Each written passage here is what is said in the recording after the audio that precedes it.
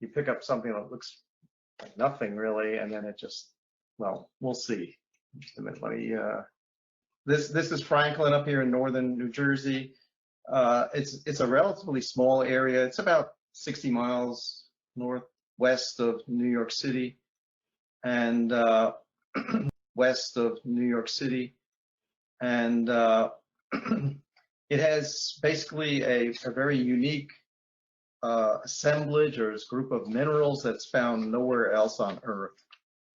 They have over 350 different and many rare minerals that are found, and only 15, over 15 of these minerals are only found here, that are found nowhere else.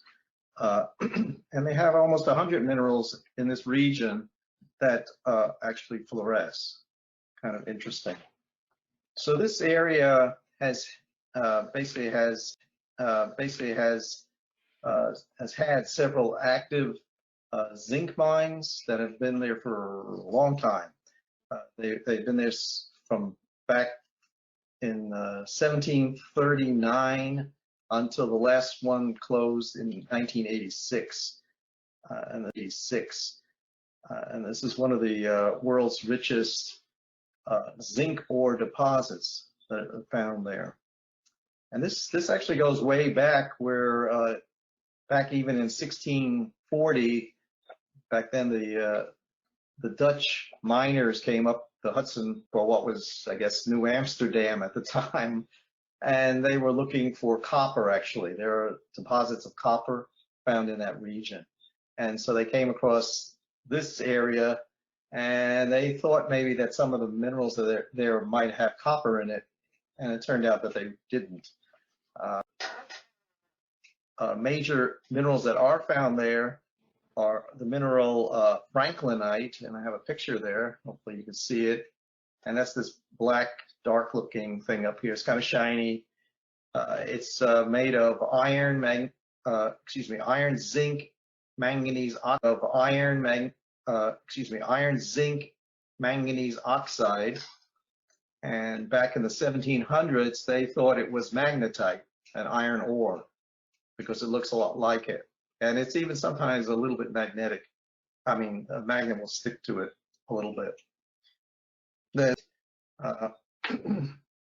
Which they thought was copper ore way back then, the Dutch miners.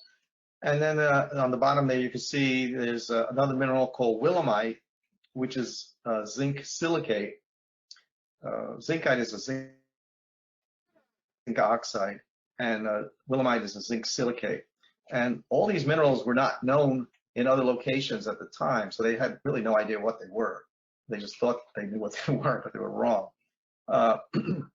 They tried to smelt what they thought was iron ore, and it didn't work. So they built all these smelters, and they just basically all went bankrupt eventually. And the first time they actually identified what these minerals were, particularly franklinite, in 1810 was when they actually chemically identified them. The first successful mining operations for zinc started in 1850. And it's actually a really rich ore there. You have like 31% iron, 10% manganese.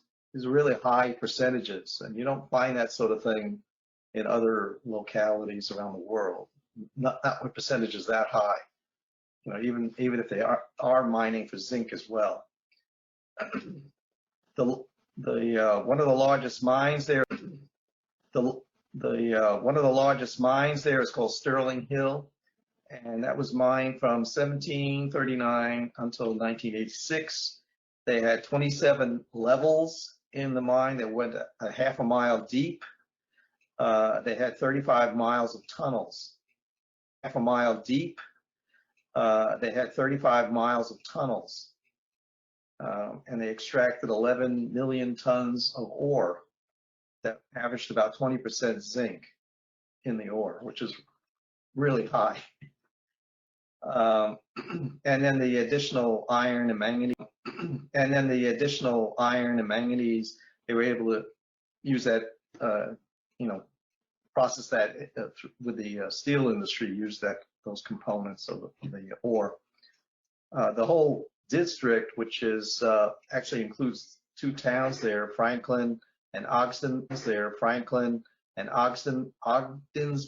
New Jersey, in that area, produced over 33 million tons of ore, so quite a bit.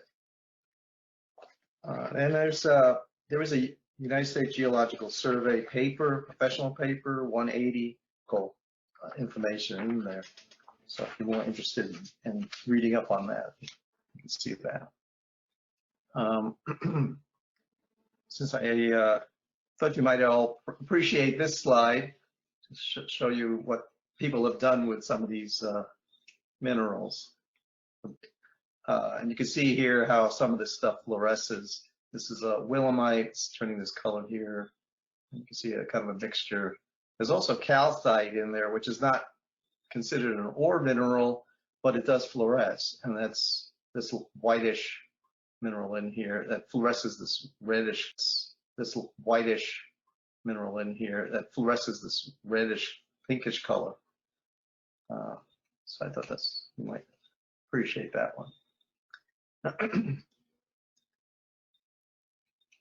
Okay, so there's a little bit about the fluorescent minerals.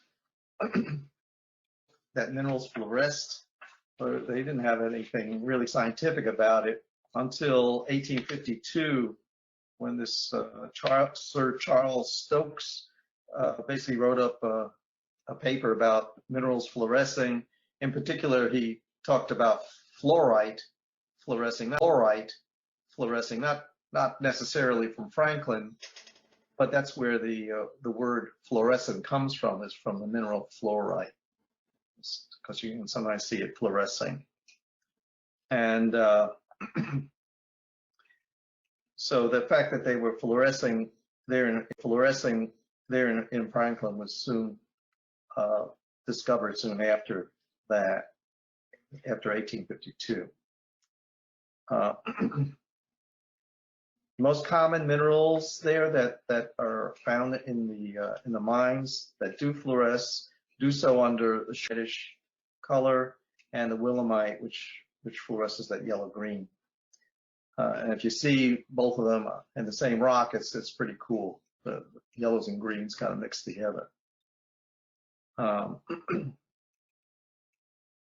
Actually, most calcite doesn't fluoresce. This is kind of unusual here that it does.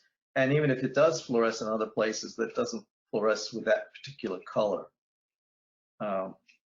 Geologists basically believe that the reason that these minerals fluoresce is there's some kind of impurity in their chemical structure, and it causes what they call a defect in the molecular crystal structure that causes this kind of fluorescent effect. And here in Franklin, they believe it's the element manganese. Here in Franklin, they believe it's the element manganese that got into the structure and caused that defect.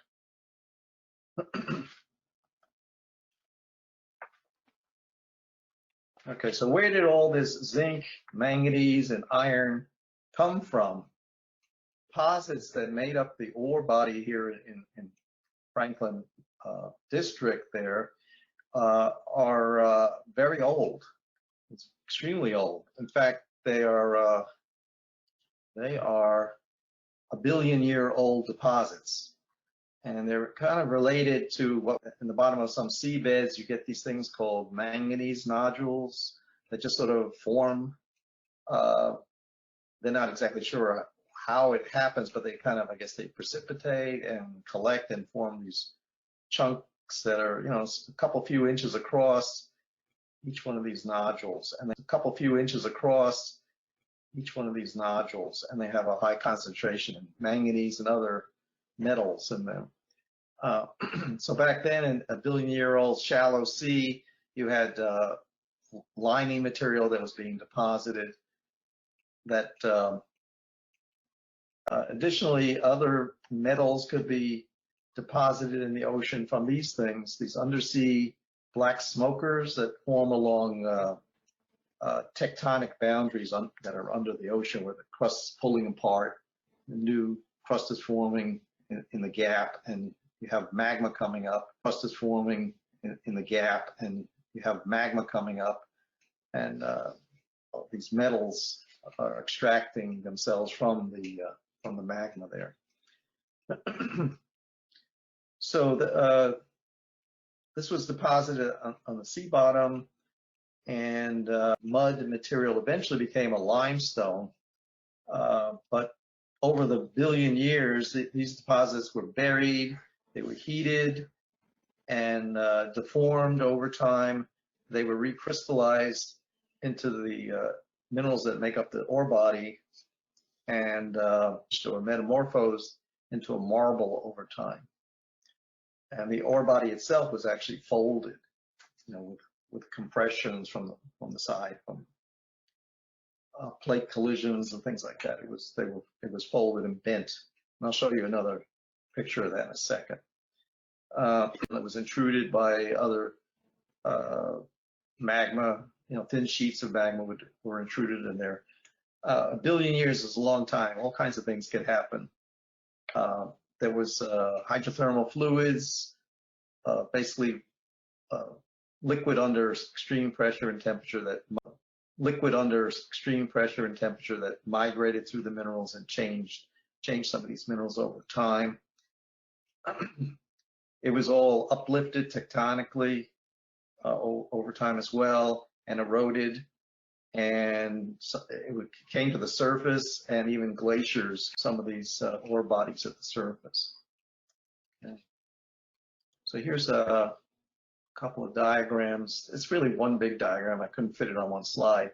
But here you can see on this part of the diagram, this is Franklin, the town of Franklin. The mines are down through here, one slide. But here you can see on this part of the diagram, this is Franklin, the town of Franklin. The mines are down through here. You can see these little black areas running along through here. That's the Franklin mine is in there. And then further down, about a mile down, it's not such a big area, about a mile further south, right down here is Sterling Hill, and this is the mine area and the ore body down here. And you can notice in these cross sections, you see the ore comes down through this what's called the Franklin limestone, bent around, kind of curved like that into a sort of a U shape. Okay. So, and that was all brought up from, fairly deep depths up towards the surface. So they were able to get to it.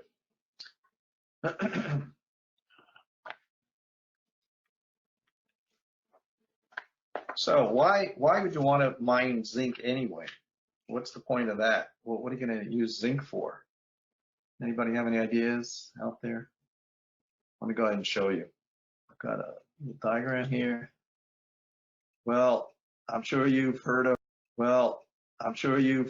brass. Brass is made of copper and zinc, and you can make, musical instruments, mailboxes, all kinds of things made out of brass. They use zinc to galvanize steel. This is a sheet of steel plate, and it protects the iron and the sheet metal and the nails, keeps them from rusting. Okay, that's the galvanized steel here. It's used in automobile and appliances, making components. What did I do? Just did something.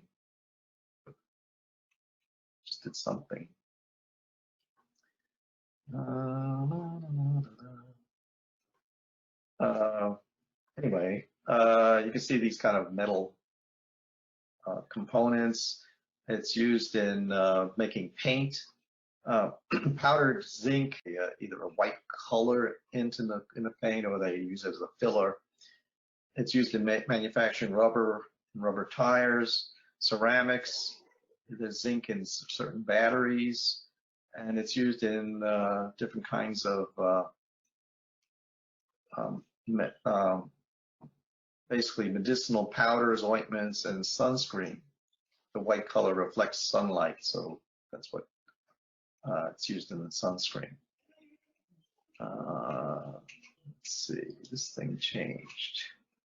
Try and zip it back a little bit. Try and zip it back a little bit. Okay.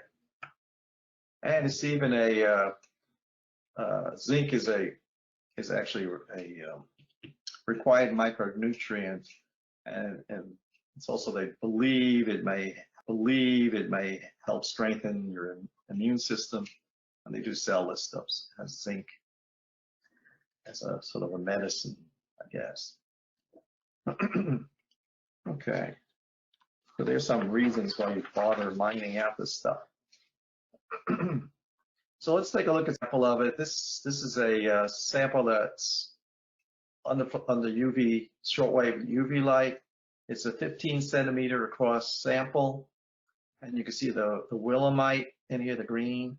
The calcite here is the red, and there's a couple other more rare minerals in here.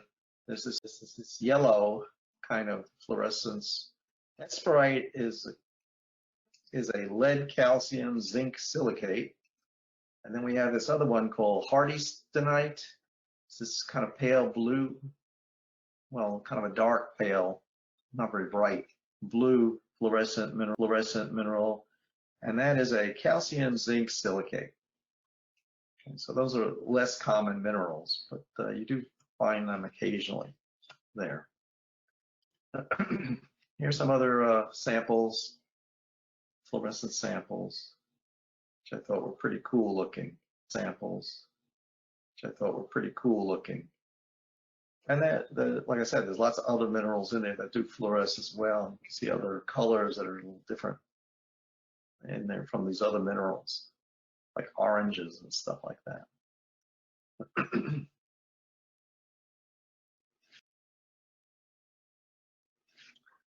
Okay, let's see.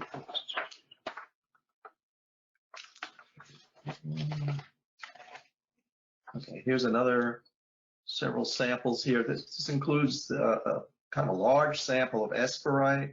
This is 12 centimeters across. And again, this is all under shortwave UV.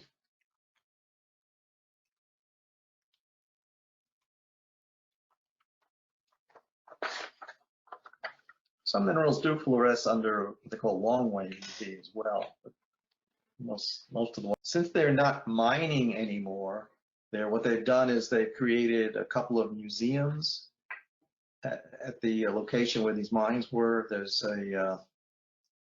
one that's called the Sterling Hill Mining and Tour Museum, and here's some of the samples they have. There at the museum itself, showing off all the different kinds of fluorescent minerals there. And when they say tour, they actually have a tour of the mine itself, at least part of the mine. And this is kind of a picture of it. You can see down there in the mine.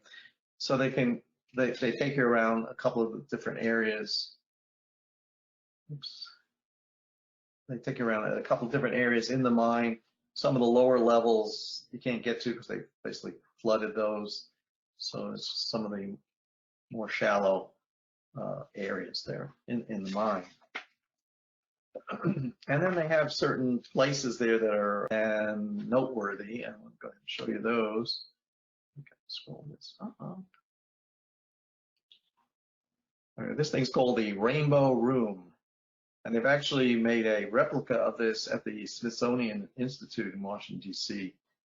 because they was so impressed with what it looked like.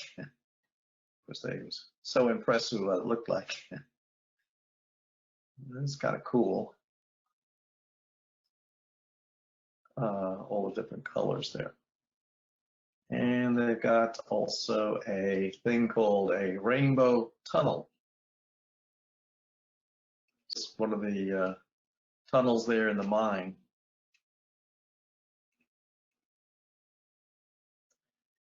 I don't know if they actually used UV light while they were actually mining in the mine, but that would have been pretty cool to see that if they were doing that sort of thing. Here I have a little bit of information about the museums there. The Sterling Hill Mining and Tour Museum, and it's a tour. There's a Warren Museum of Fluorescence. They have 700 displayed minerals there, and they've got the Rainbow Tunnel and Room.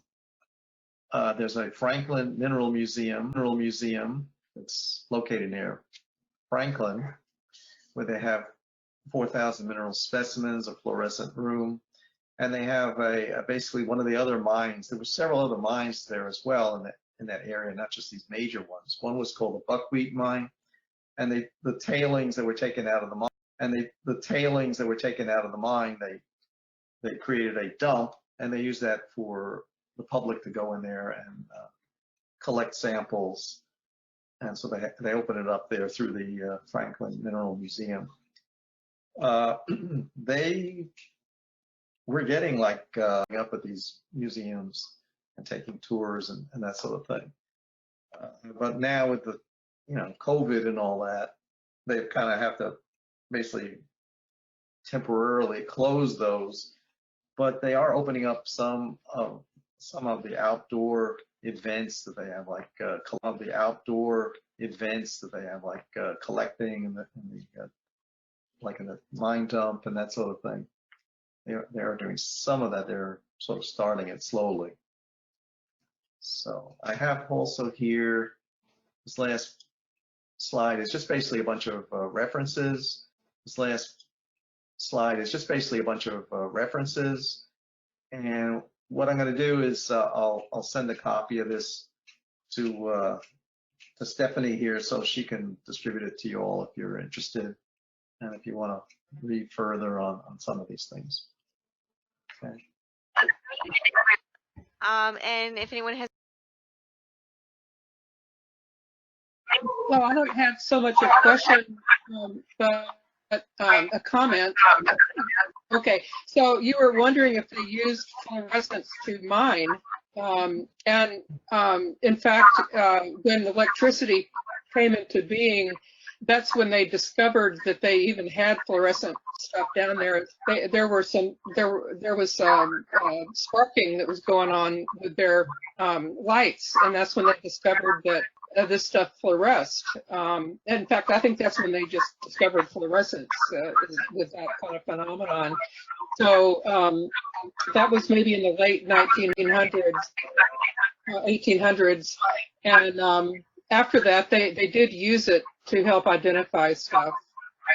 And by the way, I used to live in New Jersey, and the club I belong to hosts the annual night dig, so that's how I know these facts. Well, that's very interesting. I never knew about electricity impacting that. Yeah, but the sparks would emit a shortwave light or an ultraviolet, beyond the visible spectrum, and that's when they were down in these tunnels, and it was like, wow, it was a wow moment for them. And then they learned which minerals fluoresced the different colors, and they started using that in their mining procedures. So yeah, that's cool. Does anyone have any other questions? Oh, go, Jean. Me. Okay. I was just kind of curious with the fluorescence. Obviously there's a limited spectrum as far as colors that they can fluoresce. But are minerals consistent as far as what colors they do fluoresce? Like, does calcite always fluoresce that red color, or is it are there other exceptions or differences? In the Franklin area, the calcite always fluoresces that particular color, but calcite can fluoresce other colors in other localities around the world when it does fluoresce. Okay, thank you. I missed the first part of the talk, and I was just wondering, Andy, have you been up there to any of the collecting events? Not for a while. I mean, like I said, I'd been up there collecting, but it was kind of many years ago when I was living in New York. Hmm. So I was wondering if you ever went to the DVESS night dig at Sterling Hill or Trotter or wherever they were having it. They started doing that in, I think, 99 or 96 or something. Did you ever go to any of those night digs? no, I didn't. I was already in Texas by then. So. Oh, okay. Our club ran those events, or it still runs them, those events, and they're quite, it's quite the thing. Oh, really? Well, it would be pretty cool to see that. I guess you'd kind of know what you're getting before you pick it up, even. Yeah, Do you you go out at nighttime into out to the dumps outside, and you're able to, collect and with your lights in the dark, and it's pretty cool. But the other museum, Franklin Museum, has nighttime collecting as well, just as part of their normal operations. They don't do it every week or anything like that, but it's like special events. Oh, sounds like fun, really. Does anyone have another question for Sandy or Terry? I do. Okay. As far as, I mean, it sounds like a really cool district to go to and do a lot of like digging around and looking at the museums, but I'm not likely to get there soon. Do you know of any other areas in like closer to the West Coast that are similar to that might have fluorescent museums or mines that we could go to? Any ideas? I'm not really sure. I haven't been to California that many times to know that much about it, honestly. That's fine. I just thought aficionado on fluorescence that you might have like heard, like, oh, there's this cool place in Oregon or something Well, like Brett Well, seems I know that there are fluorescent minerals to be had in California, but whether there's enough of them in one place that there are any museums or dedicated collecting, I'm not sure. But I know some of the field trips that the clubs go on, other people can answer this a lot better than I can. But I think do the Greenhorn Mountains have some fluorescent minerals? Somebody else step in here because I know that there are fluorescent minerals. Brett, can you unmute and answer that question? Yeah, I was just waiting my turn to speak. I see how the debates have been going, so I'm trying to be polite. All right, so Jean, your answer to answer your question, yes, there is a mine in San Bernardino County. It's actually on the other side of the mountains from San Bernardino City proper, near Apple Valley.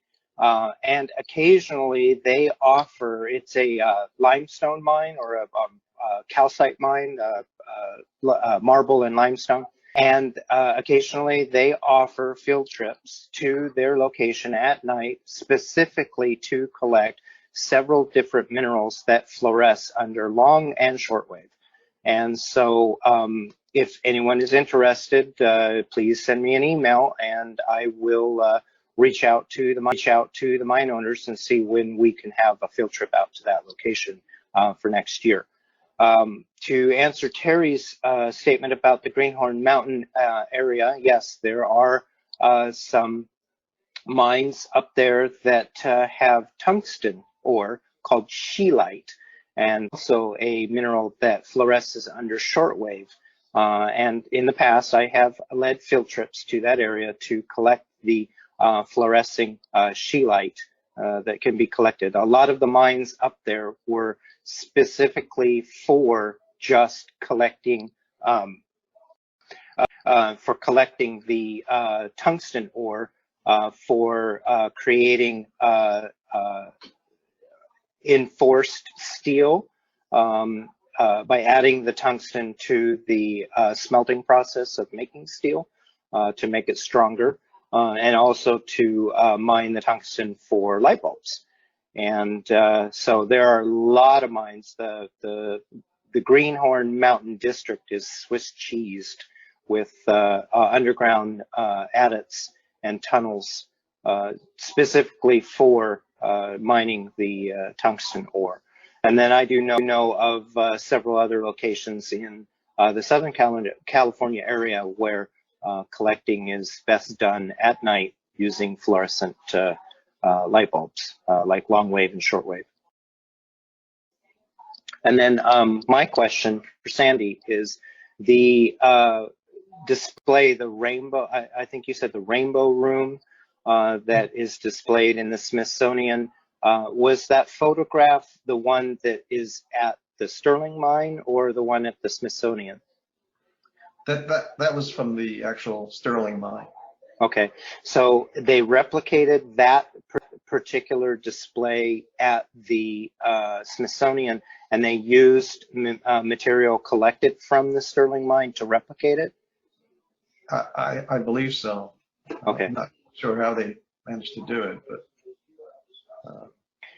And then my last question for you, Sandy, is I noticed on your slides a lot of the fluorescing displays that you had in your slides. Down in the corner, it said that it was shortwave UV light. So the material that is to be collected only responds to shortwave and not long wave? There are a bunch of less common minerals there that do fluoresce as well. Like I said in the beginning, there's about 100 minerals in that region that do fluoresce, and some of them fluoresce under long wave fluorescent. I mean long wave UV light, as well as the short wave. So there's a variety. Just the most common ones fluoresce under the short wave. So there's a variety of that stuff out there. Okay. Louisa? About half of what she said, I think she's referring to Scorpion Harbor at Santa Cruz Island. That's one of the parts of the national park where you can go and actually camp there. And she's saying that there are minerals out there that do fluoresce if you're out there at night. Yeah, it's like the beach right there. Can you hear me better now? Yes. Yes. Okay. The beach right there where they let you off the island packers, it's like 30 to sometimes 50% fluorescent. So if you take your backlight out there, if you're staying over camping, it's a real nice show. Don't collect any, but I think if people haven't collected it, it's quite a good look. And there's red, orange, yellow, and green. What is it that fluoresces? Did you say shells? No, it's the rocks. Oh, the rocks. There's a lot of agate and things out there. I didn't try to collect any. I just, didn't try to like pick anything up. So I couldn't know why they were all. Which island is it again? Santa Cruz. It sounds interesting if we could. Yeah, Laura Driscoll put a thing in the chat, Nature's Rainbows, on what Louise is referring to. So we can click on that if you so care to do so. Brett? To answer everybody's question as to what are the minerals that fluoresce out at Channel Islands, Santa Cruz Island near Scorpion Harbor, real quick search on the internet. It looks like we've got dravenite, we've got chalcedony, argillite, and calcite. And that the chalcedony is the agate that formed due to the silica-rich rhyolite that helped form the island. That distilled out while the islands were forming underwater due to volcanics, and that filled a lot of the stress fractures and created the agate. And there are, agate is notorious, or chalcedony is notorious for fluorescence, and that's probably the green color that Louisa was referring to. The aragonite and calcite, those are two forms of calcium carbonate. One has one extra electron, the other one has a stable electron, that's calcite. Calcite is traditionally your pink to orange colors. And then the aragonite is actually a beautiful soft blue color.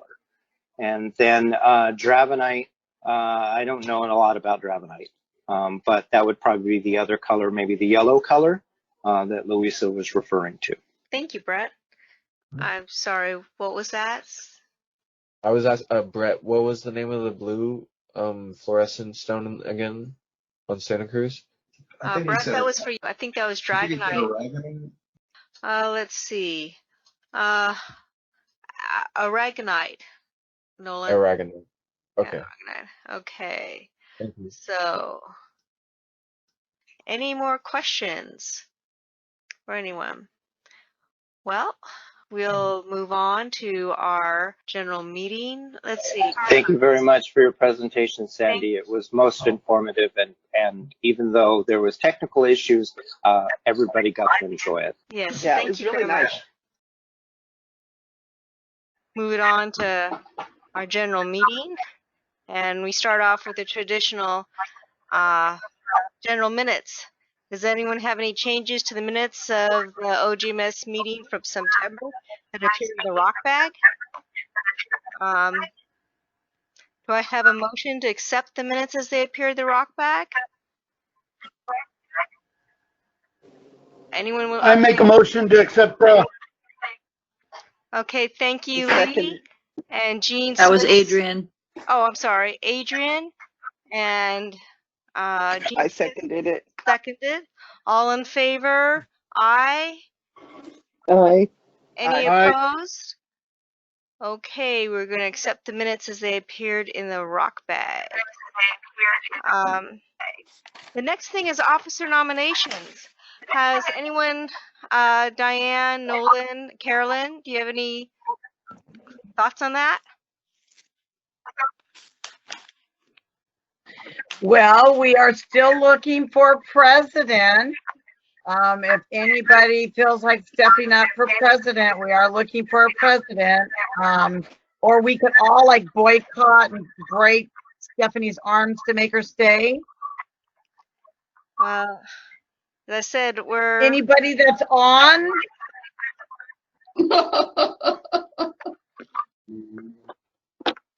Well, Marion, was that a yes? Computer. I'm not on, am I? I'm sorry. I would like to nominate Albert. Albert's not around, so that's kind of... That's why I'm nominating him. You don't attend a meeting, Albert, you get volunteered for things. Albert's on his way to He did Texas. volunteer to stay in his current position. Carolyn, you talk to Albert. You want to relay your conversation because Albert did agree to stay in his current position.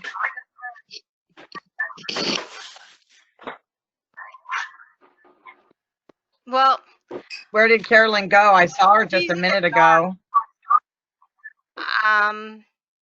Yeah, but I don't even see the dark anymore. I do see a dark square. I don't know if I should just move on and we come back to this, or is there any other positions that need to be filled, Diane?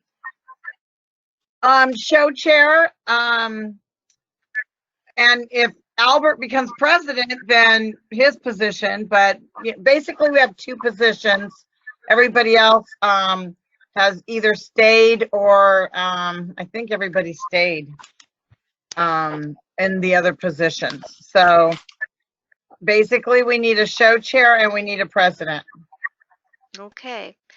Well, we'll have to spend another month thinking about who we could get to do those positions. I nominate Diane Cook for show chair. Let's find a president. Marion, you want to do it for another year? I've done it several times. Time for somebody else to take over. For years I quit. Brad? So who's in charge of the website, or who's our webcaster? I'm Stephanie. still going to do that because I could do it from wherever.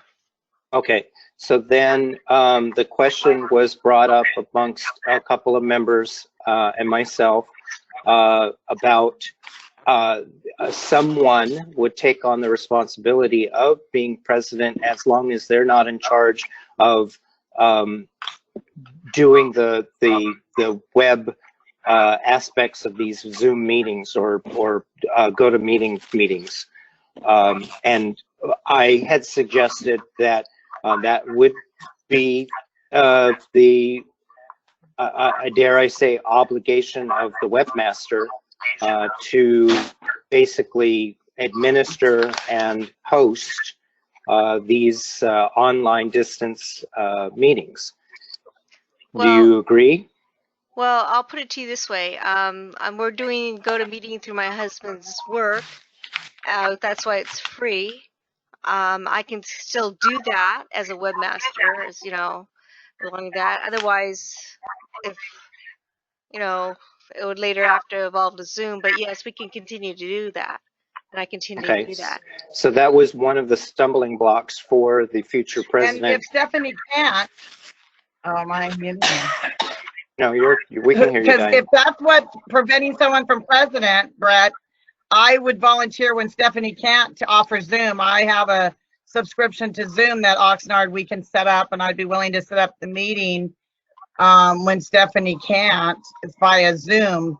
So who's the name? I will let that person volunteer themselves. I know that person should be listening and has heard me voice my statement concern. So that person can volunteer themselves if they choose to do that, knowing that responsibility would not fall on them, that it would fall upon the webmaster or Diane, depending on the situation and utilities. That person has no problem leading the meetings. They just don't know if they could maintain doing what Stephanie's been doing for the majority of this year.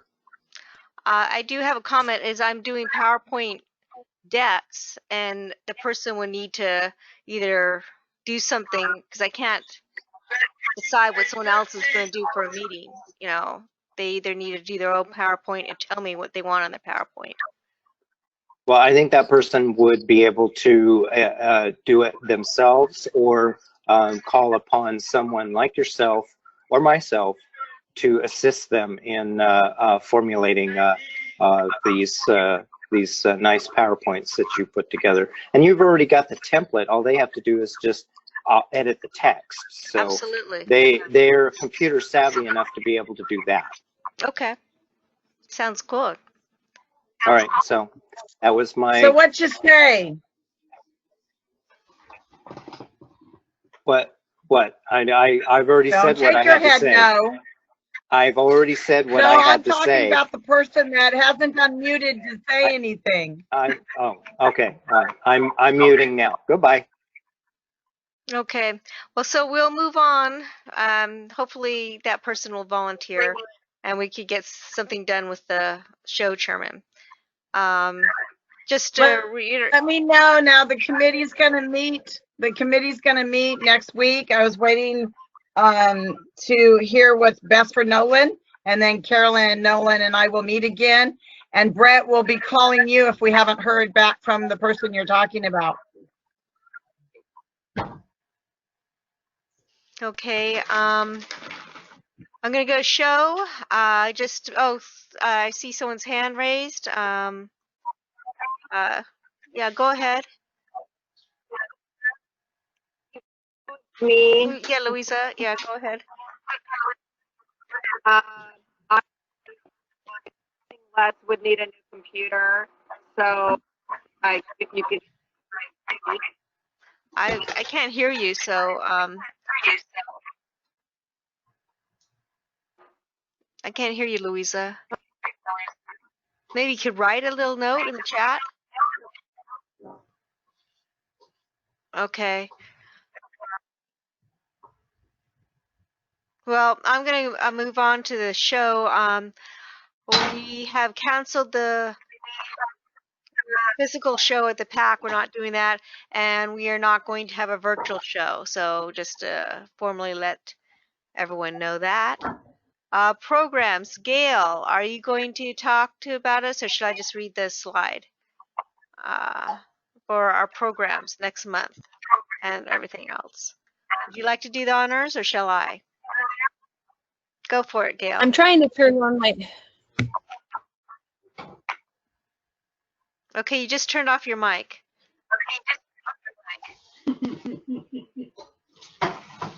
Your mic is still on mute.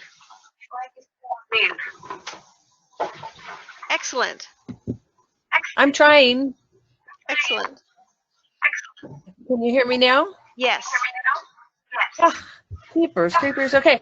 So next month is Aaron Celestian, and he's talking on minerals and the future of energy sustainability.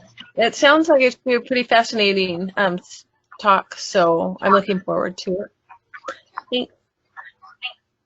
Okay, and in December, we're having discovery of a sea cow fossil on Santa Rosa Island with Dr. Jonathan Hoffman. And so that was his event. Thank you. And all of our meetings for the rest of the year is going to be online. So Yes. that's just to let everyone know. Reiterate that. Thank Field you. trips, Brett. Brett? Yes, I'm here. Sorry. So first, the field trip that was scheduled for September had been canceled due to excessive heat warnings out in the desert, which was a shame because that was going to be my first attendance to the Wiley Wheels area, and I was all happy about that, doing that, and I had even scheduled time off from work, and then I had to go to work. But hey, don't want anybody suffering from heat exhaustion. The rocks will be there next year. The field trip for the month of October is the second to the last weekend of October, so the weekend before Halloween. And that one is going to be to the Clear Creek area to collect plasma agate, which is really beautiful. If you're all curious as to what it looks like, you can always go to the internet or check out your newsletter. I put some beautiful pictures. And then there will also be the opportunity to collect some nice serpentine, which is our state rock, to add to your collection. Or if you're lucky, you might be able to find some jadeite in the area. It is a weekend trip, a camping trip, and I've been informed that the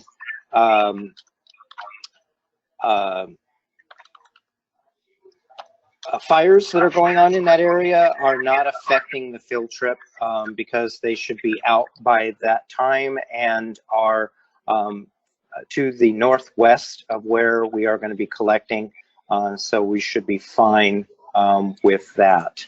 And then the November trip is going to be sponsored again by the Caneo Club, and that one is to the Calico area, which is off of Highway 15, just to the northeast of Barstow on the way to Vegas.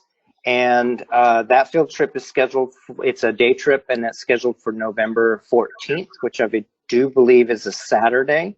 The primary material that they are going for is called silver lace onyx, and I will have some nice photos of material that has been collected in the past in the newsletter, so look forward to that write-up.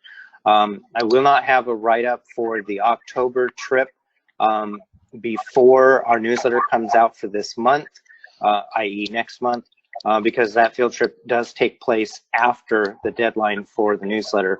So you'll have to wait until the December newsletter to find out how our Clear trip went. Though, if you want to know how the trip went, attend the trip. You can sign up at the Ventura Gem and Mineral Society's who'scoming.com page to attend the trip, and they have all the links for both the October and November trip. And then finally, I would like everyone to please check out the link I just shared in chat, and also the one that is in the newsletter for a survey monkey survey that I have created for our club that is about future field trips for next year. I would like to get everyone's input on what they would like to participate in. So please check out the survey, fill in the information. It's completely anonymous, so you don't have to worry about entering in your information. But just go to the link, check out the survey, fill out the points so that I have a better idea of what everybody would like to participate in for the future, so I can better plan field trips for y'all. Thank you.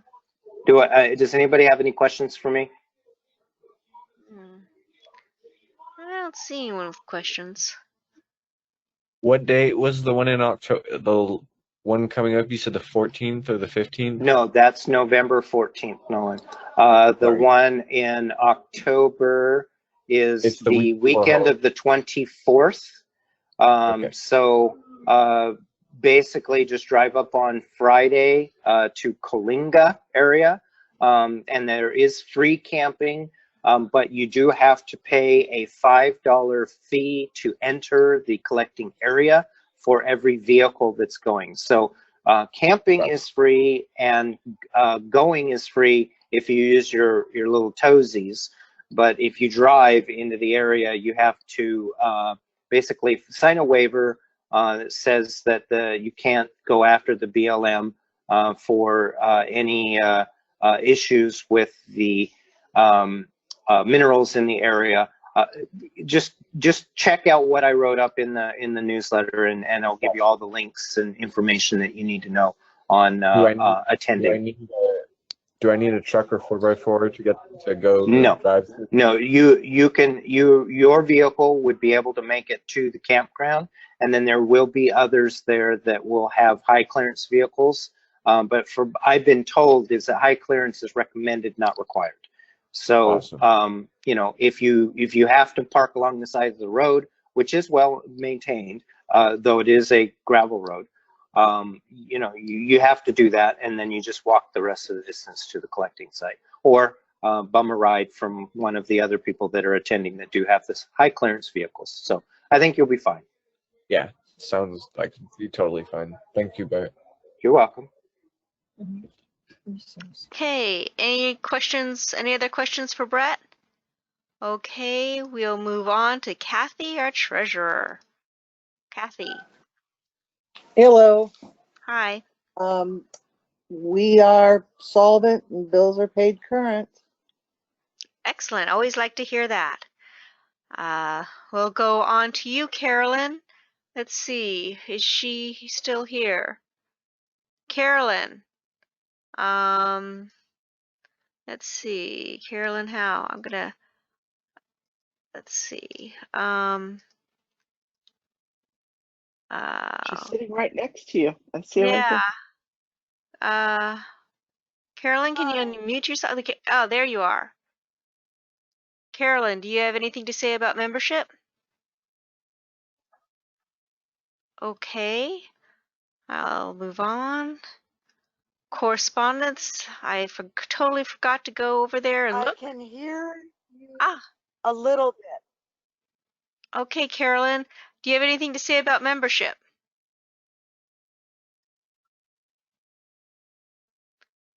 Anything about membership, Carolyn? No new members. Okay. All right. Well, we'll move on to Jean, shop steward. Jean Smith, are you still here? Yeah, sorry, had to Okay. mute myself. Nothing current. A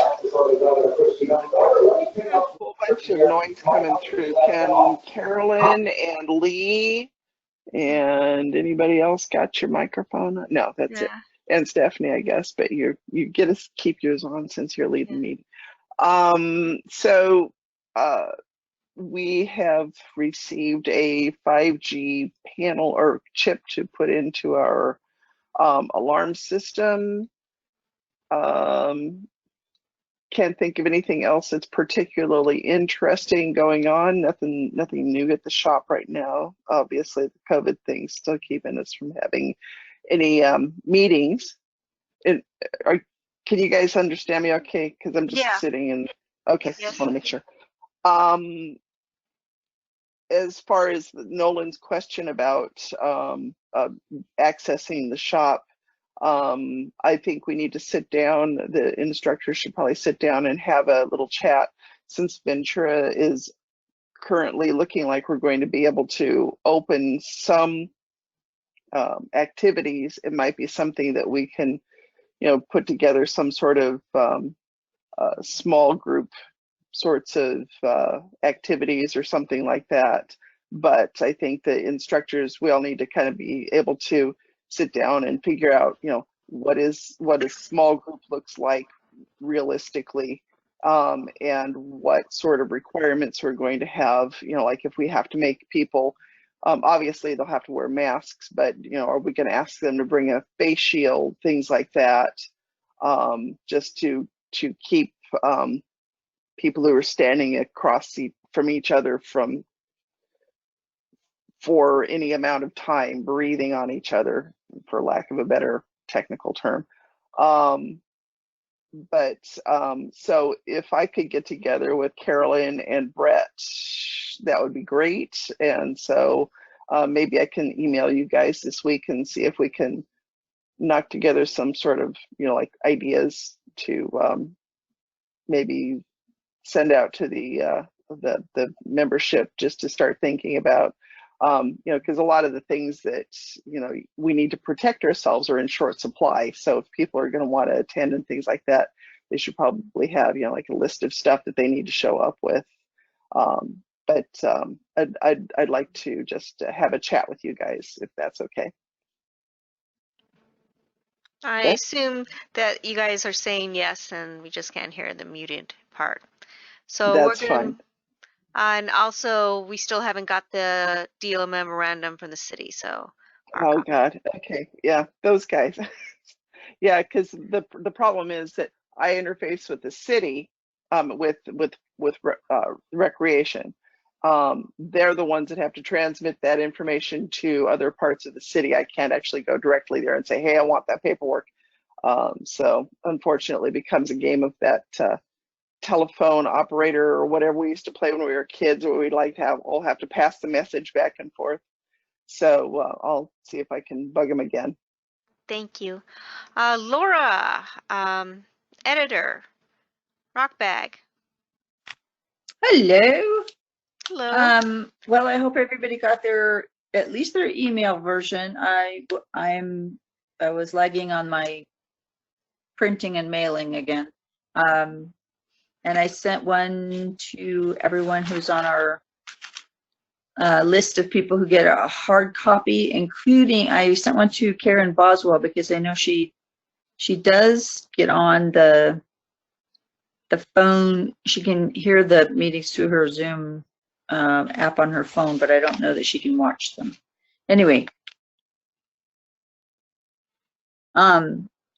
so the pictures that were for the field trips, those were really nice, and thank you, Brett, for sending those. And I want to thank Kathy Scharf for sharing her COVID quarantine project. That was fun to look at. Again, the deadline between the 18th and the 20th is always appreciated, and please keep sending your pictures because they're fun to look at and they help fill out a little space. While I'm talking, the California Federation has determined that they will have the November business meeting via online, Zoom probably, which I think is very smart, since they have a lot of elderly and older members in the Federation, especially in the upper echelons. And they're still looking for some members to step up to positions like secretary and things like that. So if anyone has aspirations of climbing the ladder of CFMS, they're still looking for that.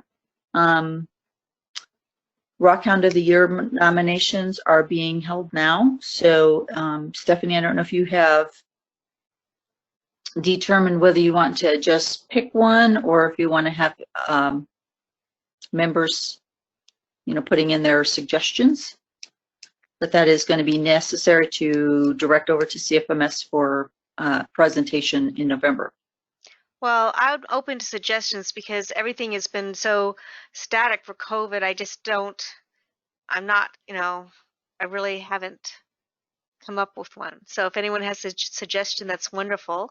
Otherwise, I was thinking about not nominating someone just because of nothing really going on this year, which is kind of sad, but I'm kind of torn on that too, because nothing has been done really in some ways. In other ways, it's not. Let's see. You and Laura. Well, thank you for that idea. And let's see. Where was I? Louisa, we're tempting fate to ask you about Pebble Pups. Louisa, are you going to do that or should I just pass?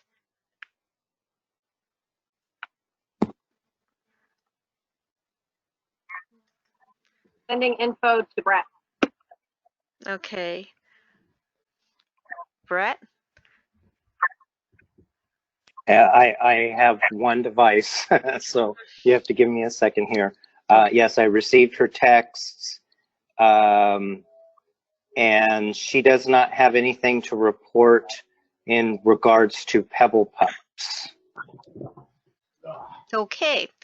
So we'll move on. The PAC may not be holding meetings, but they've been very busy.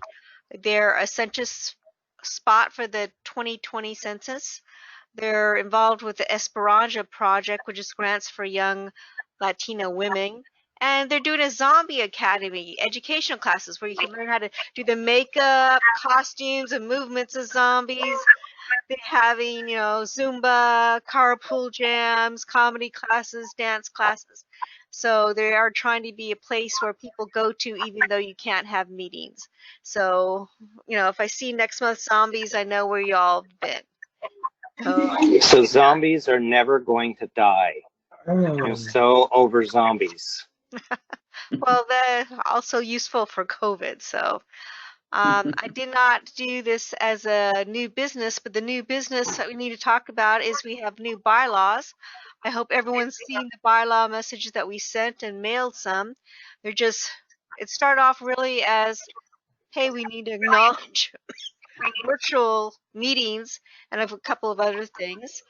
We did remove the Sergeant of Arms position. Sergeant of Arms does more than just ask people for Pledge of Allegiance, but we're trying to streamline things.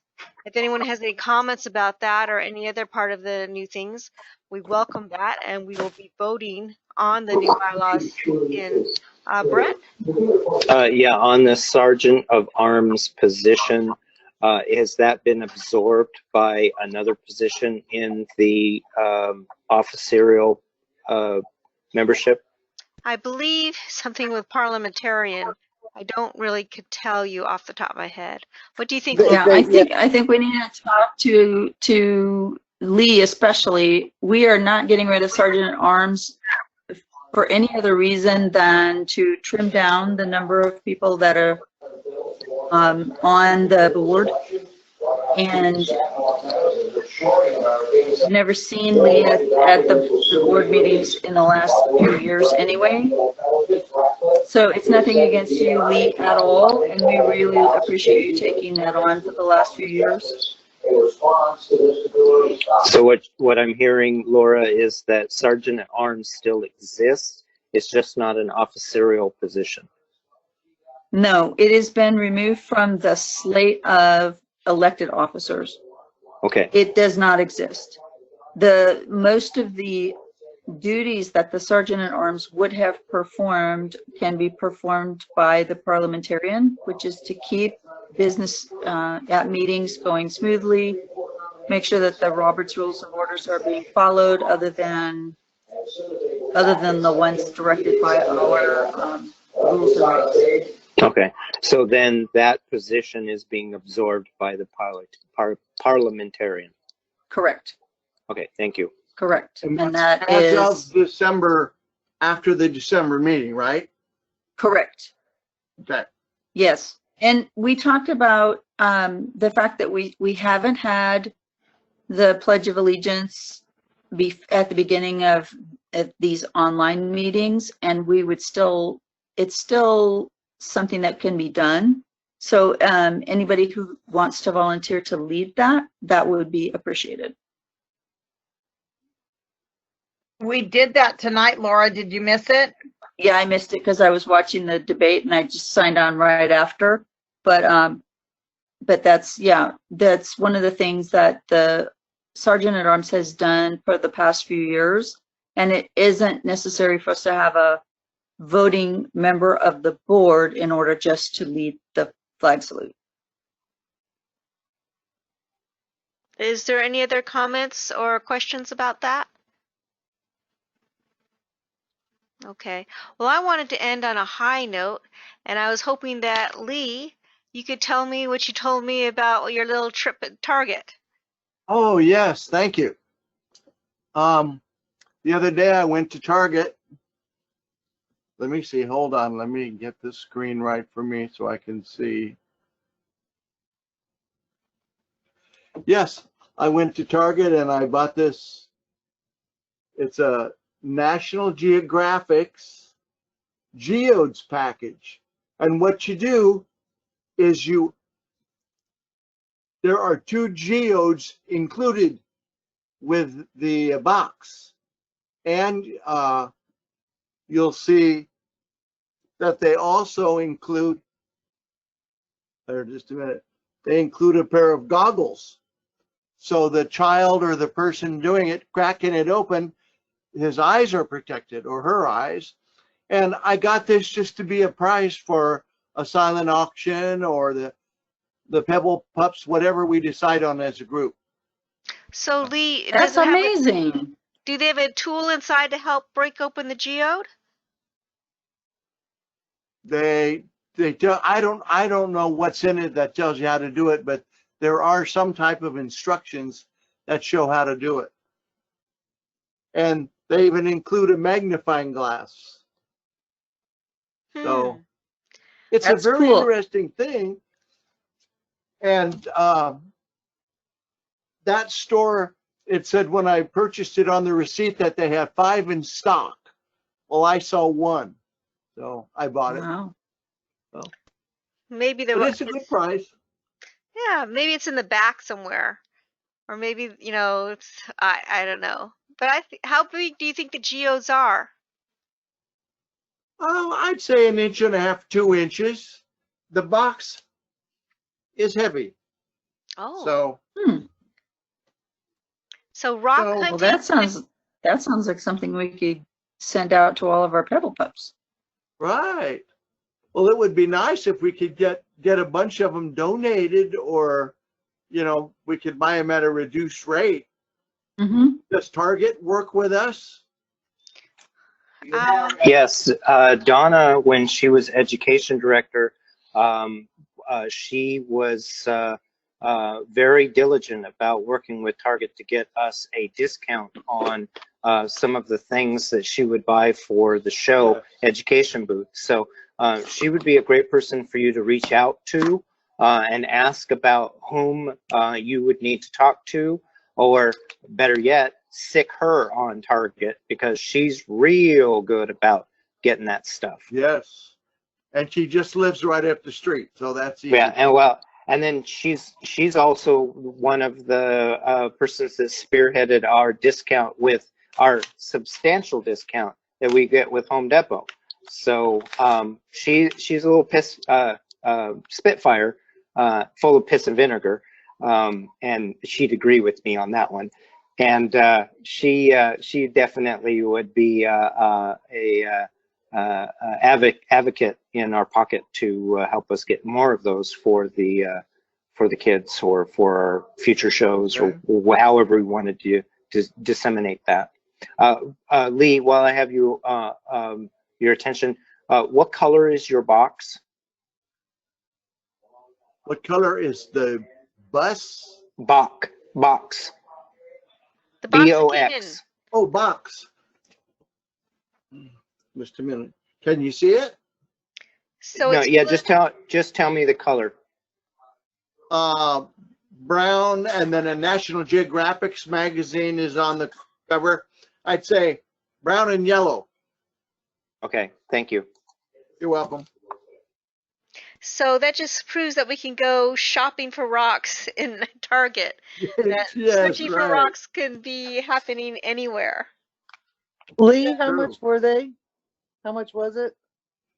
It was about $10. Okay, yeah, that's what it's coming up on Amazon at $10. Okay. Well, does anyone have any other new business or anything fun that they've encountered at the store? Okay. So I had invited Terry Wilson to watch this program because she does a similar program. She has the same kind of minerals, but she actually went out with the group there in New Jersey and mined and collected them. So Gail, that she has a program, a presentation that she did for Ventura that covers the same fluorescent minerals, but she has them in person and she will put the UV light on them. So that's another person to look at for a presentation. Yeah. Sandy says he collected some, but he didn't, want to show his own. I don't know.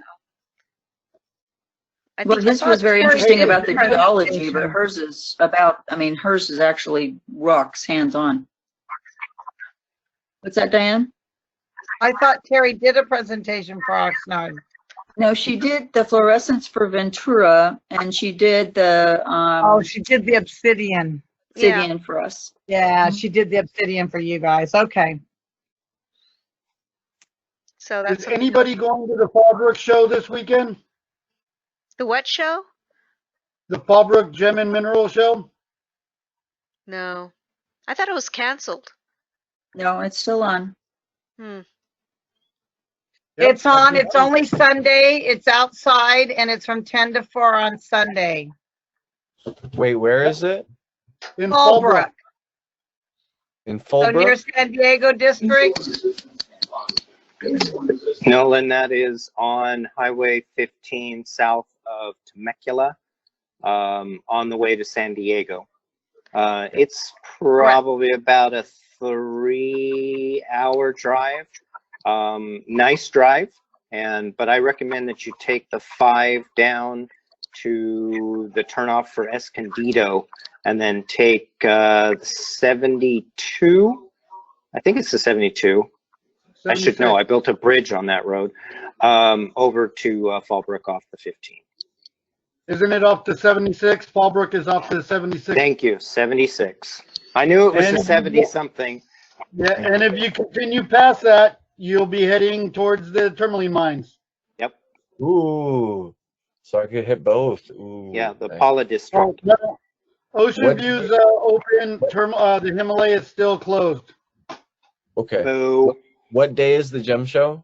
Or what date? I'm going camping in the desert this week. End of the month. On this upcoming Sunday? Yeah, this Sunday coming up. Ooh, Sunday okay. the 11th. Sunday Awesome. the 11th from 10 a.m. to 4 p.m. I'm so And there. if you hightail it out of there fast enough, you can get over to Julian and get some pumpkin pie. All right. Because right now it's pumpkin pie season, so guess where I'm going? I know, I'm right there with you. Costco has really good pumpkin pie for $5. Yeah, it's Costco. That sucks. That's mass produced. Julian has ice cream with cinnamon on it, You got that? Hey, you know. It sounded the same thing. Well, Well, I will not see any of the club members down there, I take it. well, you might see Nolan. Oh yeah, for sure, for sure. The hell does Nolan look like? I know we haven't even met. My No. name's Nolan. Yeah, Nolan, I'm Adrian. I don't know what. Yeah, let me turn on my camera. Yeah, there you go. Hey, wait, let me find yours. Oh, there you This are. one's yours. Okay. Adrian's not on camera. His camera's not working. Adrian's got computer issues. Well, Adrian's is the issue. So you can't miss me. You'll see me and my dog. For sure. Yeah, I look forward to seeing you. I'll be there for sure. Nolan. You could even give me a call, Nolan, to see if where you're at and all that. Okay, what's your number? I'll put It's it in my the phone. roster. It's in the roster. Okay, You cool. got the roster? No. All right. Carolyn, can you make sure Nolan gets a roster, please? Yeah. Nolan, just to let you know, his dog is named Tourmaline because No he's way. that obsessed. Oh, cool. Not I'm surprised he didn't name his cat Quartz. That's actually a great No, name for a cat. No, he comes on. His name is Morganite. Yeah, Nolan, get the roster or contact anybody or whatever, and you can find me. All right, for sure. Okay? All right, sounds good. I already sent it to Nolan. Thank Yay. you. Oh, there you Nolan go. has the roster. Thank you, Carolyn. Do you remember? Do you remember getting the roster from me last You already week or 2 weeks ago? Let me check. Should have been by email. Because you're on the Yeah, she nominating- sent it by email, It was Nolan. for the nominating committee, Nolan. Nolan, I had her send it to you when we did the nominating committee, so look. It's Look in for your that. email. I'm looking right now. I have it. Send it once more. Okay. No, I have it. No, he has it, Carolyn. Thank you. And Diane, do you have Carolyn, any you look I'll perfectly send spooky. Carolyn, you look very spooky in the dark. She's in her car, so she's doing I that. know, Oh, but it looks like a zombie movie when she comes out of the dark. Diane, do you have any other thing to say about the nominating committee? Yes, I do. I have an Well, that's because I'm announcement so that we creepy. do have. Just turn on your flashlight, Carolyn. You won't look so creepy. We do have a president-elect, somebody who is willing to run for president. Yay. So I want to thank Louisa and Brett and Stephanie, because Stephanie, if you help take on the Zoom or the GoTo, or if I help with the Zoom, then Louisa will make a run for it. Yay, Louisa. Thank you. We need to get Louisa little head things and ear things so we can hear her. Yes. Yes, we need to do that. But thank you, Louisa. I double my nomination of Diane for show chair. Yeah, well, I'll I second almost that. made the deal with Stephanie, with Louisa. If she took it, I'd be show chair. So, but we'll meet next week and we'll see if we can see who we can get. Okay. Well, on that happy note, does anyone have anything else they would like to add? Please check out the survey for future field trips. Please, please, please. I'm here to service y'all, and I need your help in determining how we're going to do next year and the years forward. Thank you. Thank you, Brett. We'll do that. I'm more comfortable with the idea that you're here to serve us. Always, baby. Always. Yeah. Hey, y'all, I'm about ready to die on my battery, so I'm going to say goodbye. Right. Bye, guys. Good night, y'all. We'll call it an evening. So good night and thank you. Good night, everyone. Thank you. Bye. Thank you. Bye. This out. Let's see. Okay. I'll just end the meeting for us all. So good night.